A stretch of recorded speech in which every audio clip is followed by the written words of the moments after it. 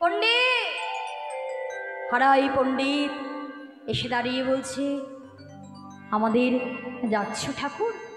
হ্যাঁ পণ্ডিত, বলো বলো তোমার জন্য আমরা কি করতে পারি, কিভাবে সেবায় লাগতে পারি পণ্ডিত? আজ আমি তোমার ঘরে মধ্যাহ্নে প্রসাদ পাবো। আহা, যেই বলেছে প্রসাদ পাবো মায়েরা বড়ই আনন্দ হচ্ছে। কেন বলো তো? এই জগতে দেখবে যারা যারা ভক্ত হয়, যদি কোনো বৈষ্ণব এসে, যদি কোনো সন্ন্যাসী এসে তার বাড়িতে প্রসাদ পেতে চায়, নিজে যেচে সেধে প্রসাদ পেতে চায়, তাহলে দেখবে সে কিন্তু তাকে ফিরিয়ে দিতে পারে না। সাউন্ডটা একটু ঠিক করুন দাদা, সাউন্ডটা একটু ঠিক করুন, গেইন হচ্ছে। আচ্ছা মায়েরা, তোমরা সেবা করতে যাবে, যাও, তোমরা তো কথা বলছো কেন? আচ্ছা বলো তো, এটা তো ভাবরসের কীর্তন, বলো তোমরা যেভাবে যে পথে আমাকে চালিত করবে আমি সেই পথেই যাব। তোমরা যদি এমন অশান্ত হয়ে যাও, মনটা যদি চঞ্চল হয়ে যায়, এদিক ওদিক তাকাতে শুরু করো, খিদে পেয়েছে তো সেবা করে এসো না। দেহের সেবারও যেমন ব্যবস্থা করেছে, প্রাণ পাখির সেবারও ব্যবস্থা করেছে। যদি মনে হয় প্রাণ পাখির সেবা আগে দরকার, আগে সেটাকে সেবা করাও। যদি মনে হয় দেহ পাখির সেবা দরকার, দেহের সেবা দরকার, তাহলে ওই দেহটাকে সেবা করিয়ে এসো। যেটা করলে মন শান্ত হবে তুমি সেটাই করো, কিন্তু হরিবাসরে এসে কোনো কথা নয়। আজকে তোমার জন্য আর 5টা ভক্তের অসুবিধা হবে, এতে তুমি তাদের চরণে অপরাধী হবে। তুমি জানো, তুমি পুণ্য করতে এসেছো, তুমি নাম শ্রবণ করতে এসেছো, দেহ পাখিটাকে খাবার দিতে এসেছো, ভগবানের সাধন ভজন করতে এসেছো, কিন্তু সেটার কিছুই হবে না, ওই পাপ নিয়ে ঘরে চলে যাবে। যে যেমন কর্ম করবে ফলটা কিন্তু তেমনই হবে। বারে বারে কেন বলতে হবে বলো? আমি হচ্ছে সন্তান, তোমরা হচ্ছ মা। মা হয়ে সন্তানদের কষ্ট বোঝো তো? গর্ভে ধরেছ তারাই শুধু সন্তান, আর আমরা কি আমাদেরকে দূরে সরিয়ে দিচ্ছ? হ্যাঁ, সন্তানের কষ্ট যদি মায়েরা না বোঝে, বাবারা না বোঝে, তাহলে বুঝবেটা কে? কথা বলে না মা, একেবারে সোনা মায়েরা, লক্ষ্মী মায়েরা। এতক্ষণ বসলেই যদি লীলাটা শ্রবণ করতে না পারো, বুঝতে পারবে না মা, কিছুই বুঝতে পারবে না, আসা যাওয়াটা সার হয়ে যাবে গো। হরিবল হরিবল। দেখবেন এই জগতে যারা ভক্ত হয় বৈষ্ণবকে সেবা দিতে বড় ভালোবাসে, তাই না? কিন্তু সবাই ভালোবাসে না। এখনো দাঁড়ে দাঁড়ে যদি আমাদের মতো ভক্তের দাঁড়ে দাঁড়ে কোনো যদি বৈষ্ণব আসে, সন্ন্যাসী আসে, দেখবেন এসে যদি করতাল বাজিয়ে বাজিয়ে নাম করতে আসে, বেলা যদি একটু গড়িয়ে গেল, কেউ কেউ বলে আরে বাবা ধু, সময় নেই, অসময় নেই, অবেলায় চলে এলো। আরে বাবা হাত জোড়া আছে, তুমি পরে এসো গো, পরে এসো। আবার কেউ বলে বেলা গড়িয়ে গেছে গো, আর তো হবে না। আরে বাবা, যে জন এসেছে সে কি রূপে এসেছে তুমি কি জানো? শাস্ত্র বলে অনেক ভাগ্যের ফলে বৈষ্ণব আসিয়া মেলে, বৈষ্ণব সেবার করো আয়োজন। আজকে তোমরা যে ছুটে এসেছো, এই যে বাড়ির কর্তা, সে বড় ভাগ্যবান, তার সুকৃতি ছিল, সুকৃতি ছিল বলে তোমাদেরকে আনতে পেরেছে তার বাড়িতে। সুকৃতি না থাকলে চরণধুলি পড়তো না গো। এই জগতে সবাই কিন্তু বৈষ্ণব সেবার আয়োজন করতে পারে না, ভক্তকে সেবা দিতে পারে না।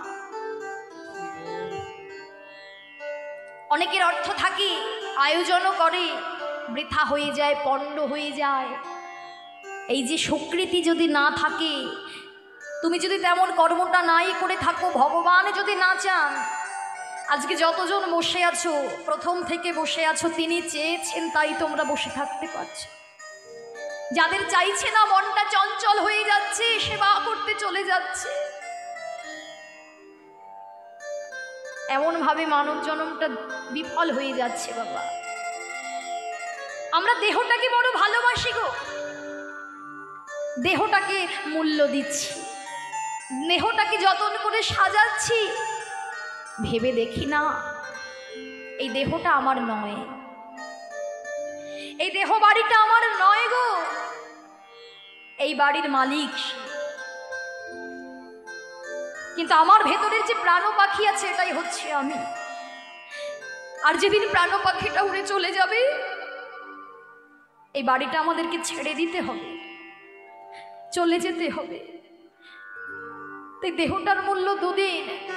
প্রাণ পাখি যদি চলে যায়, কেউ তোমাকে যতই ভালোবাসুক না কেন আগলে বসে থাকবে না, একদিনের মধ্যেই দূর দূর করে তাড়িয়ে দেবে।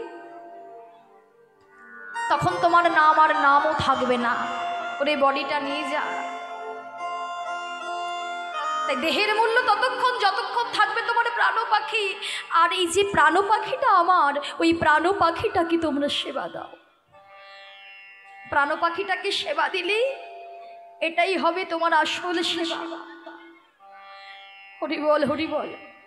এই জন্যই বলছে, ওগো পদ্মা একবার দেখে যাও কে এসেছে আমাদের ঘরে। ছুটতে ছুটতে পদ্মাবতী এসে দেখছে সন্ন্যাসী ঠাকুর। স্বামীর কথা মতো সন্ন্যাসী ঠাকুরের চরণ দুটো ধুইয়ে দিল। চরণ ধৌত জল দুজনে পান করে বলছে, পদ্মা আজকে আমাদের গৃহে সন্ন্যাসী ঠাকুর প্রসাদ পাবে, যাও আয়োজন করো। খুব দরিদ্র তো বাবা, ঘরে যা ছিল সেটাই রন্ধন করে সন্ন্যাসীকে সেবা দিচ্ছে। সন্ন্যাসী সেবা করে আচমন করে বলছে, মা এবার তোমরা প্রসাদ গ্রহণ করো। সন্ন্যাসী ঠাকুর আমাদের একমাত্র সন্তান, সে বনে খেলা করতে গিয়েছে, সে ফিরে আসলে আমরা একসাথে প্রসাদ গ্রহণ করব। বেশ। মায়ের মুখের কথা শেষ হতে না হতেই রাম গুণগান গাইতে গাইতে ছেলে এসেছে। আর অচেনা সন্ন্যাসীকে দর্শন করে ছোট্ট ছেলে তো মাকে ভয়ে জড়িয়ে ধরেছে। হরি বল, হরি বল। মা বলছে, বাবা যাও প্রণাম করো। সন্ন্যাসী ঠাকুর যাও আশীর্বাদ নাও, প্রণাম করো। যে প্রণাম করতে গিয়েছে অমনি সন্ন্যাসী তার চরণ দুটো সরিয়ে দিয়েছে। মনে মনে ভাবছে, কেউ জানুক আর না জানুক, তুমি তো জানো তুমি কে, আর আমি জানি আমিও কে। মনের ভাব মনের মধ্যে রেখে বলছে, মা গো দুধের শিশু তো প্রণাম করতে হবে না, যাও সন্তান এসেছে সেবা করো।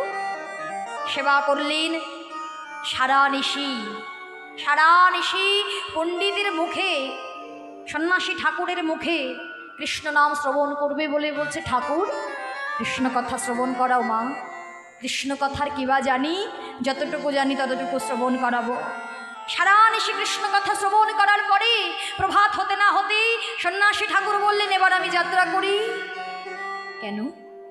আর একটা দিন তুমি আমাদের গৃহ মাঝে থাকবে না? না না না মা, আমি সন্ন্যাসী, গৃহ মাঝে বেশি দিন থাকার কোনো অনুমতি আমাদের নেই গো।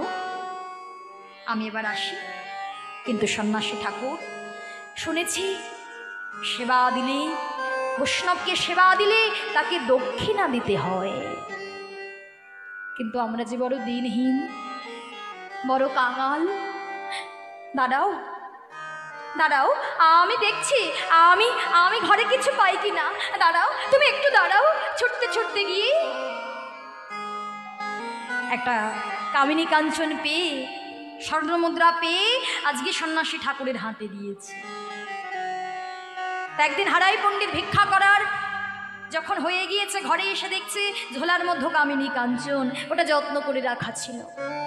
যেই দিয়েছে সন্ন্যাসী ঠাকুর বলছে, মা আমায় কামিনী কাঞ্চন দিচ্ছ? আমরা সন্ন্যাসী, এটা নেওয়া তো দূরের কথা, এটাকে স্পর্শ করার কোনো অধিকার আমাদের নেই। এটাই হচ্ছে সন্ন্যাসী, এটাই হচ্ছে বৈষ্ণব। বৈষ্ণবরা ভোগ করতে জানে না। বৈষ্ণবদের মনে চাওয়া পাওয়া থাকে না, চাওয়া পাওয়া থাকে আমাদের মতো ভক্তের মনে। আজকে তার জন্য কিছু করে 10 টাকার বাতাসা দিয়ে বললাম, ঠাকুর আমার একতলা বাড়িটা দোতলা করে দিও, আবার তোমার সেবা দেব। ঠাকুরকে বলি, ঠাকুর আমার সন্তানটা যেন একটা ভালো চাকরি পায়। ঠাকুরকে বলি, ঠাকুর ছেলে চাকরি পেলে প্রথম মায়নাটা আমি তোমার কাছে দিয়ে যাব। আরে বাবা, তুমি যার দেওয়া ধন তাকেই দিতে চাইছো? আজকে তুমি যত বড়ই যে যাই হয়ে থাকো না কেন, তিনি কৃপা করেছে বলে তুমি পেয়েছো।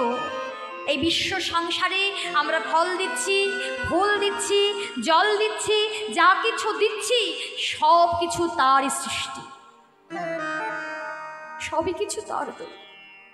কি দিতে পারি? আমাদের নিজের বলতে কিছু নেই মা। আজকে অর্থ থাকলে রাজভোগ দিতে পারি, দামি দামি ফল দিতে পারি, 56 ভোগ দিতে পারি, 36 ব্যঞ্জন দিতে পারি, কিন্তু এসব কোনো কিছু আমাদের নিজস্ব নয়। তিনি দিয়েছেন তাই আমরা তাকে দান করতে পারছি। নিজের বলতে যদি কিছু থেকে থাকে সেটা হচ্ছে দুফোঁটা নয়ন বাড়ি আর মন তুলসী ভক্তি চন্দন। এর জন্যই বলছো গো, মন তুলসী ভক্তি চন্দন আর যে জনা দিতে পারে। মন তুলসী ভক্তি চন্দন যে জনা দিতে পারে। কাষ্ঠের চন্দন শিলার উপর ঘষতে হয় না বারে বারে। আর কাষ্ঠের চন্দন শিলার উপর ঘষতে হয় না বারে বারে। আমার সাজি ভরা বন ফুলে